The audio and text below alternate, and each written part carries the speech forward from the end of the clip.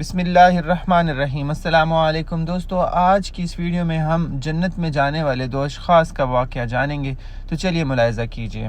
حضرت طلحہ بن عبید اللہ رضی اللہ عنہ سے روایت ہے کہ دور دراز علاقے سے دو شخص نبی کریم صلی اللہ علیہ وآلہ وسلم کی خدمت میں حاضر ہوئے۔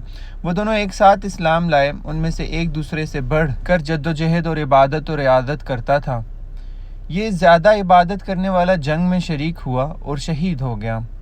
دوسرا اس کے بعد سال بھر تک زندہ رہا، پھر انتقال کر گیا۔ حضرت طلحہ رضی اللہ تعالیٰ عنہ فرماتے ہیں کہ میں نے خواب میں دیکھا کہ میں جنت کے دروازے کے پاس کھڑا ہوں، دیکھتا ہوں کہ میں ان دونوں کے قریب ہی ہوں۔ جنت کے اندر سے ایک شخص نکلا اور ان میں سے بعد میں فوت ہونے والے کو جنت میں داخلے کی اجازت دی۔ کچھ دیر بعد پھر نکلا اور شہید ہونے والے کو اجازت دی، اور پھر لوٹ کر آیا اور مجھ سے کہنے لگا کہ واپس جاؤ، ابھی تمہارا وقت نہیں آیا ہے۔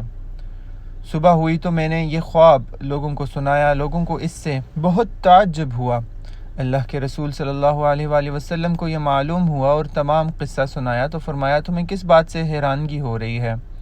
صحابہ نے عرض کیا، اے اللہ کے رسول صلی اللہ علیہ وآلہ وسلم، ان دونوں میں پہلا شخص زیادہ محنت اور عیادت کرتا تھا، پھر شہید بھی ہوا، اور اس کے باوجود دوسرا جنت میں اس سے پہلے داخل ہوا۔ فرمایا، کیا دوسرا اس کے بعد ایک برس زندہ نہیں رہا؟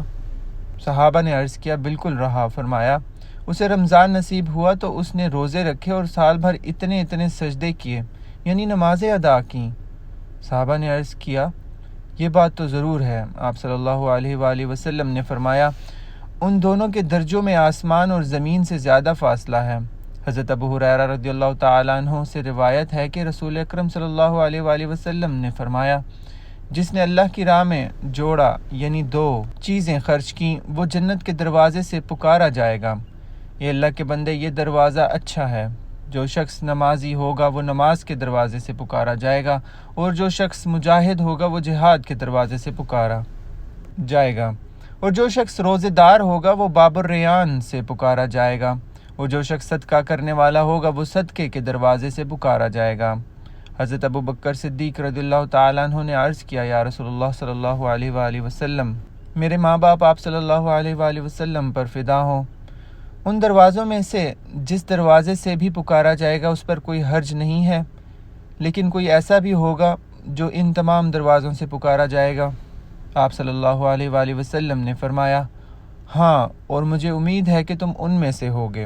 حضرت ابو ہریرہ رضی اللہ تعالیٰ عنہ روایت کرتے ہیں کہ اللہ کے رسول صلی اللہ علیہ وآلہ وسلم نے پوچھا، تم میں سے آج کون روزے سے؟ حضرت ابو بکر صدیق رضی اللہ تعالیٰ عنہ نے فرمایا، میں۔ آپ صلی اللہ علیہ وآلہ وسلم نے پھر پوچھا، تم میں سے کس نے آج کسی جنازے میں شرکت کی؟ حضرت ابو بکر صدیق رضی اللہ تعالیٰ عنہ نے فرمایا، میں نے۔ آپ صلی اللہ علیہ وآلہ وسلم نے پوچھا، تم میں سے آج کس نے کسی مسکین کو کھانا کھلایا؟ حضرت ابو بکر صدیق رضی اللہ تعالیٰ عنہ نے فرمایا، میں نے۔